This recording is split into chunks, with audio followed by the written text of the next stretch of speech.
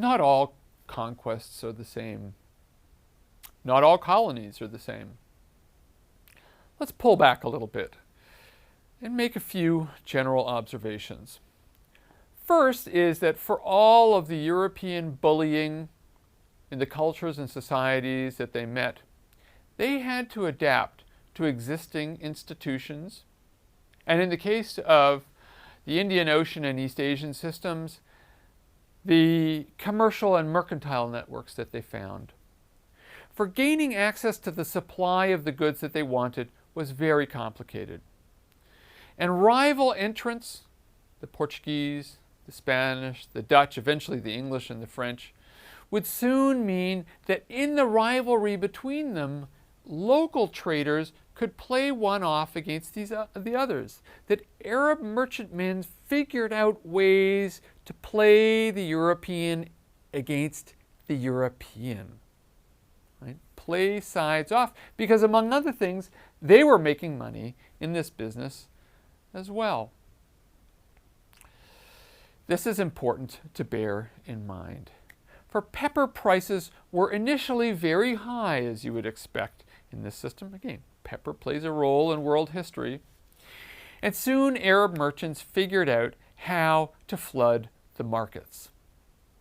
And really, and in the end, even to reopen trade through the Red Sea and Alexandria.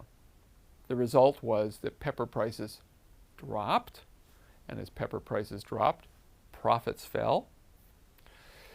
And as profits declined, and the costs of sustaining the empires in the Indian Ocean and East Asia rose because of the wars between the Europeans themselves, the cost of putting these fleets onto the seas was very expensive. The benefits of the empires declined and their costs rose.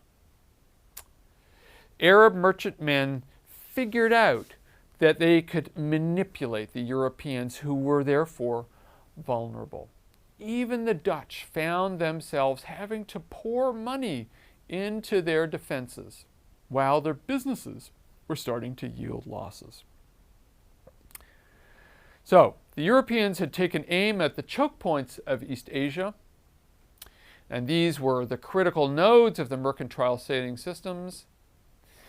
But the reason why they could go after these choke points was not just because they were major commercial choke points, but because they tended to be in the hands of local sultanates and local family rulers that did not necessarily have strong militaries to ward off the European interloper in the same way that the Chinese had. They did not have the military dynasties of the larger polities of East Asia. Well, the larger polities of East Asia could dictate a very different deal, among other things because they did not rely as much as those local sultanates of the islands of East Asia did on their alliance with Arab merchantmen. They were agrarian dynasties and relied much more on taxes skimmed off agricultural producers rather than rents produced by merchants. What the Europeans had gone after were those more vulnerable polities that were reliant on mercantile rents to sustain themselves without strong militaries. That's where the Europeans filled the vacuum. Let's compare the ways in which Europeans were making a deal between merchants and monarchs to how the larger polities of East Asia did. Remember, the Europeans would create, taking the example of the Dutch, a firm like the Dutch East India Company or the Portuguese Estado da Índia system. That is, a system in which the merchants agreed to turn over a certain share of their profits or their rents to the state to buy their licenses or enjoy protection system from the navies in the form of revenue. They would give revenue to the state, and the revenue would use the state to plow it into the creation of their fighting machinery.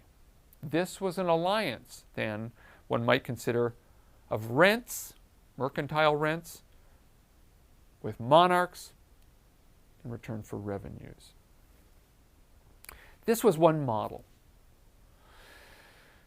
And the result is a contrast with the other model of the agrarian dynasties of China or of India, in which the rulers relied on a skimming of agrarian wealth off the top to support these powerful systems. But in the development of a mercantile imperial system that the Europeans devised, they created arrangements of sovereignty abroad without necessarily controlling territory. For the agrarian dynasties of Asia, controlling the territory was very important because that's how you controlled the revenues that would be skimmed off the agrarian populations. The result was a different model of empire for Europeans in East Asia than they had devised in the Americas. The Dutch, it is true, created the Spice Islands as colonies, but otherwise what Europeans tended to do in Asia was to control the trade systems from the peripheries of the Asian dynasties. They did not create powerful kingdoms and colonies as they were doing in the Americas.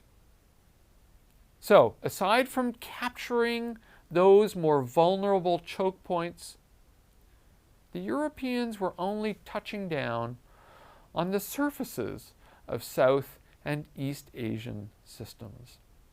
Even these were not even very solid. For all of the bullying, the Portuguese were soon forced to roll back. The Mughals would drive the Portuguese from Bengal in 1632.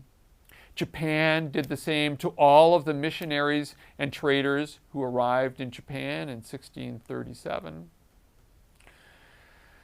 So, the Europeans at best, by the late 17th century, could control some toeholds. That is in contrast to the vast colonies that they were creating in the territorial Americas.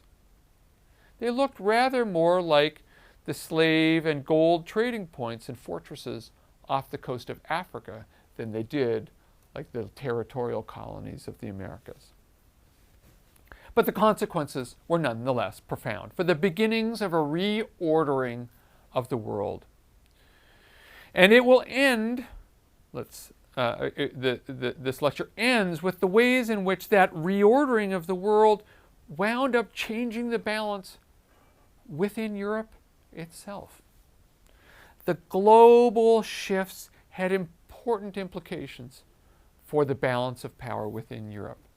Now, you may think that the bounty of Europe and European expansion ushered in an increasingly Euro-centered world, and to some extent that is true, but I really want to press home to you the ways in which it also augmented a disequilibrium within Europe itself. So even as we see an increasingly European-centered world system, Europe was hardly a stable entity. Indeed, the wealth that would pour in from the rest of the world had mixed blessing for a lot of states, particularly for the Spanish. Spain was under attack all over, abroad and among its allies in Europe. It was also compelled to defend a certain model of religious tradition and devotion against heretics in the form of the Reformation.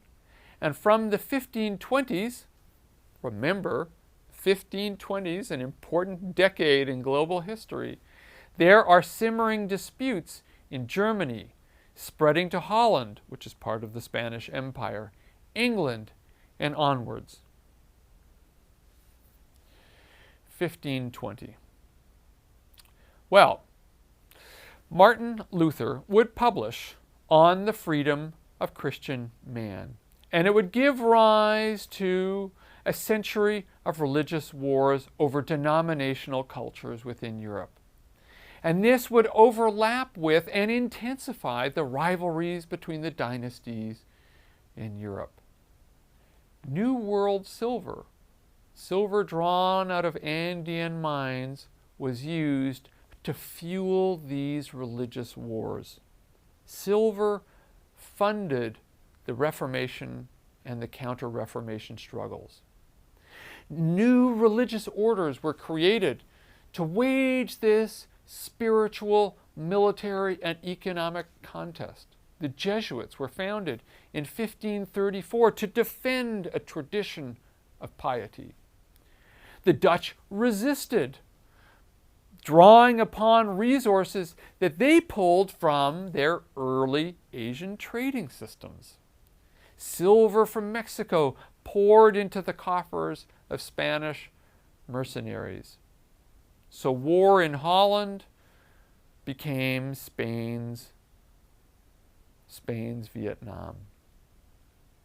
Each side in the denominational and political struggle in Europe depended on a system of predation and exploitation from the rest of the world to harness resources to wage the war at home. And so we can see the ways in which the globalization of European power fueled the violence within Europe itself, and a cycle of religious warfare that spread across Europe in the 16th and 17th centuries would lead to butchery across the continent, such as the St. Bartholomew Days massacre in France, and would culminate in the 30 Years' War that was fought between 1618 and 1648, ending with the Treaty of Westphalia. This treaty was important. It marked a new phase in the diplomacy in Europe. The Treaty of Westphalia may have put an end temporarily to the religious and political conflicts within Europe, but it left Spain heavily indebted, a world power dependent ever more on its colonies to sustain itself. It also witnessed the rise of the emerging powers of Holland, France, and England. 1648, the Treaty of Westphalia, was a decisive moment in the end of European feuding between the polities of Europe. An end to the dream that Europe might be governed by a new Roman Empire, a universal monarchy, able to wage the last redemptive and decisive struggle to liberate the Holy Land. This had been the fantasy of political leaders in Europe for centuries. And with the flowing of blood, silver, and pepper, the modern world began to take shape.